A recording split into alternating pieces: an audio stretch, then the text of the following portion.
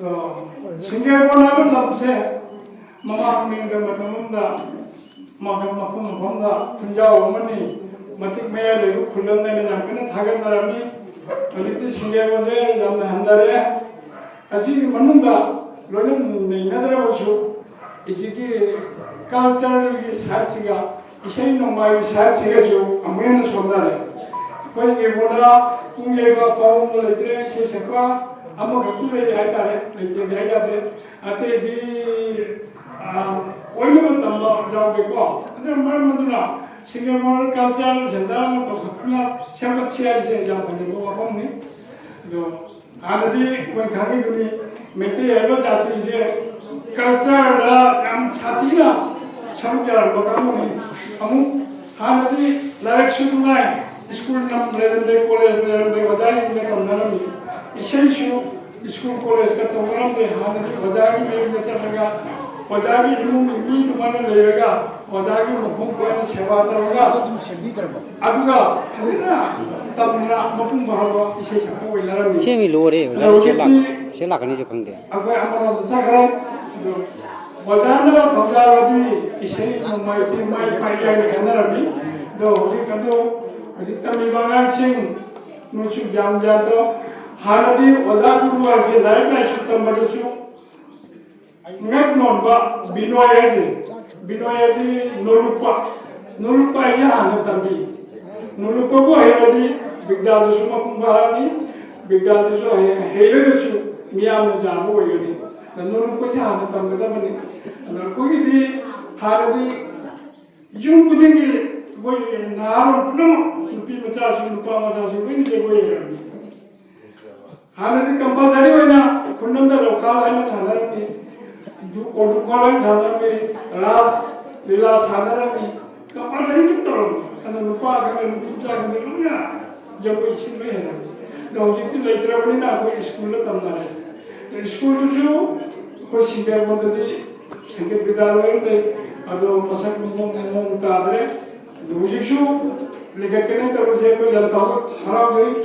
उन्हीं थोड़ी अदम जो रहेगा मैं तो ये पावरों के लिए बम ना होगा तो क्या पीन हो जाना किसी भी आप बजे दिन बजे आप उदासी दिन बजे लाखों सारे से तो भी है तो शुरू तो यूरी सिंचना थमोए हच्चान जाऊना थमोए जाऊना थमोए ऐ शोध जाती है बताए तो खुलके भी नहीं इच्छा ऐसी चीजें इसे मतलब जब वो मतलब उम मतलब तब मतलब हम जैसा ना समाजी है जी अरे मतलब संभाव तो करना दे मशीन वो एक मतलब जे है चावल का कोई कुछ हो गई ये बनाए जिन्हें तो मोरो है चावल मतलब मैं नहीं चाह रही मतलब खालागा मामा पापा को जिन्हें इच्छा से छूट जाते हैं होना भी आगुगा मैं अंदाज़ नहीं बना ऐसी जुगी नता बता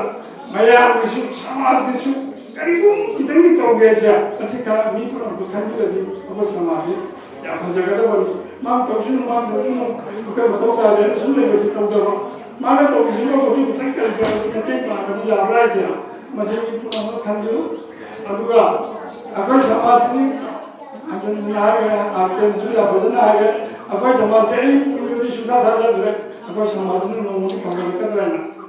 मजे है वो भी बदलते को अदो काले को लाइन में काले को मतलब जी काले को लाइन में चावल लाइन में मांग पूरे नहीं है ओ मुझे हाने भी के दौरान में जूता को जा दे रहा में जू पर तो मांग नहीं शादी को जा दे रहा में शाद पर बजा दे अदो मजे की मधु न कर दे आपको पूछिए हिंग बजा दे जूआ शागा बा प्रभु चाहे लोग जितना कोई चल भी हुआ है मजे शाऊ जाते मरम दे मतलब पूरे में आता है मतलब कहीं बुझने रही है शाऊ के तो मतलब न पूरा कुछ तो नहीं राम है वो राम ने पृथ्वी की कोई लाइन है लोगों को माँ से कोई नहीं है तैगुनी वो पाले माँ की विष्णु ने वो करी विष्णु वो ने लाइन वो मतलब कि तैगुनी वो ने मुझे माँ खाने आई पंची जी लोग आई तो वो तैगुनी थमक से लोग जो कि एक से पहले खाला को मतलब जो कार को लाइन जो मिंजा में नहीं मतलब बोले जगत की मकुट क्या मामला लेगा रामचंद्र तो सर्वजीवार तुरे तो रूप सीखी इन मतलब बोले अगर मतलब मारो को जे कनाम सु खाम बंगम दे अगर जूते ही मतलब कोई मैंने खंजर कनाम खाम 누구 아까는 기한다나 하여튼 이 정도로 그 자식 이슈인데 그러니까 양반이 수많은 자식 이슈인데 그만 또 오면 하다가 하여튼 국민 지역화를 것 때문에 하는 것도 그게 가버려야 되까지 원래는 하자는 거대로 다 영양 가는데 거의 레벨에 깔 맨날 중부가 있고 말해 미쁘지 막 더워야고 미쁘지 막 결국은 간는 시기다 없다 결국은 좀 시작을 만들고 누가 결국은 맞대는 알아서 맞대 그기지 도시 아이 무슨 말할 때 이거는 상수 이거는 때 라이프 갖다 무슨 돈가 무슨 거를 똑같이 배우지 잡아서 사람들이 재밌게 군장들 돌아오는가 거기 잡는 거라니 우리들 만나러 가면서 커뮤니케이션제 뚜렌제 하는데 태화를 이러니 바자르니 양 또이는 아니 내 돌아오는 과정이 주 이게 보는 거 보면 이게 보면 주 돌아오는 거 보면 아주 분하고 뜻이 잡는 거라니 신나는 아주 분한 것도 맞다는 사이 맞다는 호응 그래 그래서 난전에 뭐든 맞다는 호응 그래가지고 맞다는 호응이 아니라 그 마음이 부셨나 레비 못해서 그때 이자기 이슈기 칼라가 사마시 칼라가 거기에 풀식이 칼라가 카카디 그때 다음도 파와요 이제 정비로 그 야생제 매일도 받는 그런 가고 자고가 시가지 또 저걸 민영이 낙도 범위에 범위하지 않는데 아주 실질적으로 올해 집밥 인자로는 아주 저쪽으로 비자는 예시했다 많이 보니 근데 분명히 사마식도 방수 이해하기 때문에 오르나지 아까 몇 번째는 오르나는 포퓰러로 이제 이야기 마음을 빠개지잖아. 그러니까 아이는 비만하고 고모 뭐야. 마음은 비만하지 사람들은 이만 하게 빠나보자. 말하는 것이 고된